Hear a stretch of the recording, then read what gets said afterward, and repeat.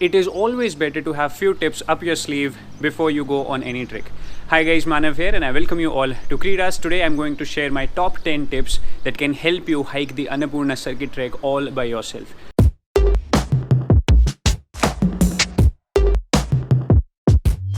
Tip number 1. There is no need to carry a tent with you on the Annapurna circuit trail. One big myth about the Annapurna circuit trek is that there are these tea houses spread all across the trail.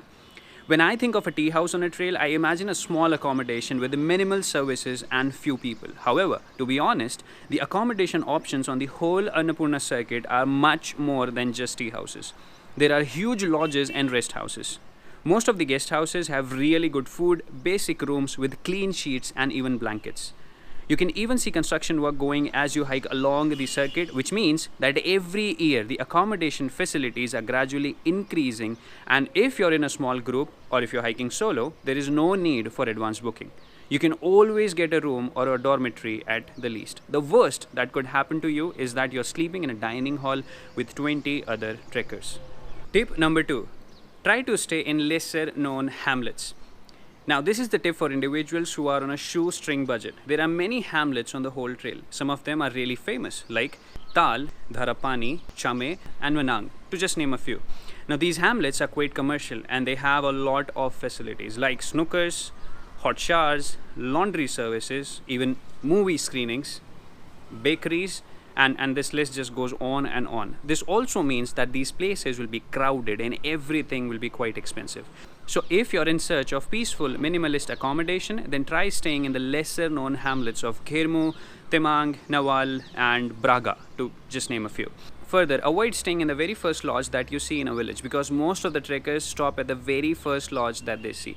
This makes that place more crowded and more commercial. Rather, walk for another 10 minutes, explore 2 to 3 options and find yourself a peaceful place to stay. Tip number 3. Carry only what you need. Now, I saw many people on the Annapurna circuit trail struggling not because of the difficulty level of the trail, but due to their heavy backpack. Remember, the lighter you are, the more you're going to enjoy the trail.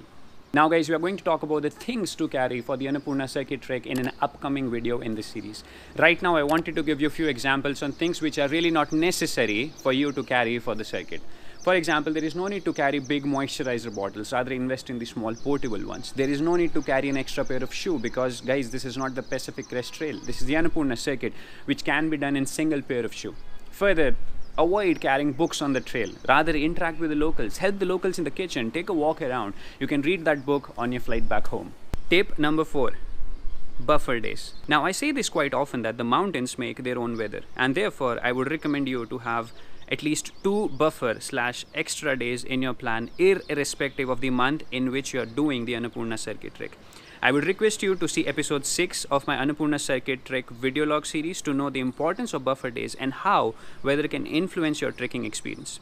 Further, if everything goes as planned, then you can always utilize the buffer days to do the Poon Hill hike on your way back to Pokhara, or you can even spend an extra day at Pokhara or Kathmandu. Tip number 5. Guys, please include Tilicho Lake in your itinerary. The Annapurna circuit will soon convert into a road trip in the coming years. I've already discussed the impact of road construction on the Annapurna circuit in the previous episode.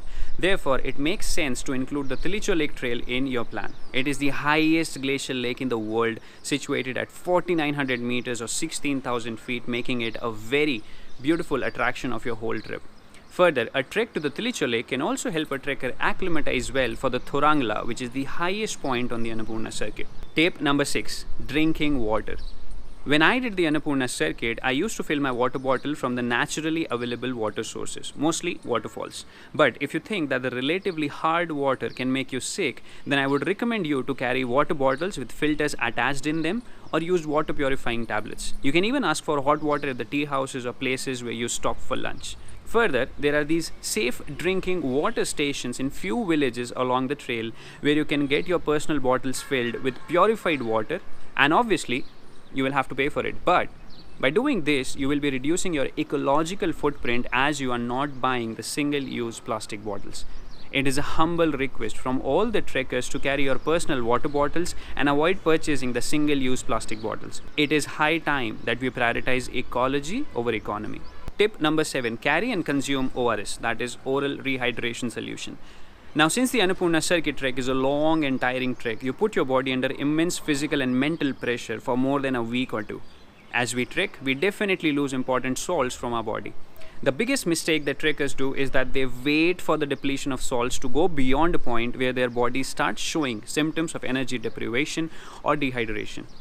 You can get the oral rehydration solutions in the medical outlets which are present in the following villages on the trail, and therefore it is a humble request from everyone to consume one sachet of ORS every day, no matter on which altitude you are.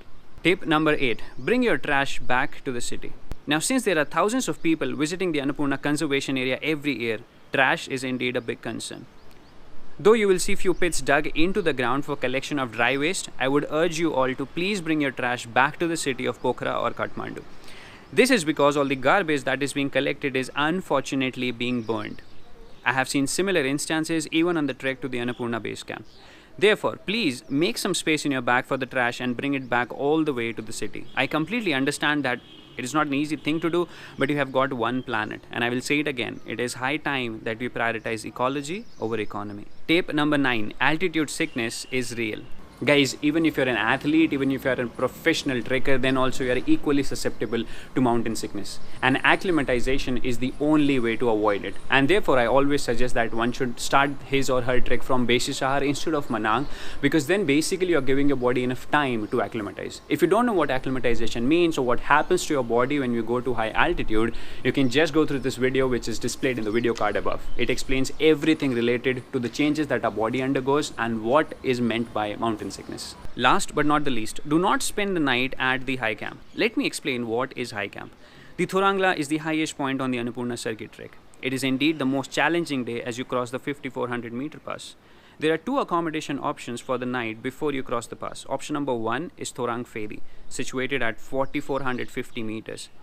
And it is at a distance of around 5 kilometers from the pass. Option number 2 is the high camp, situated at 4850 meters, and it is at a distance of around 4 kilometers from the pass.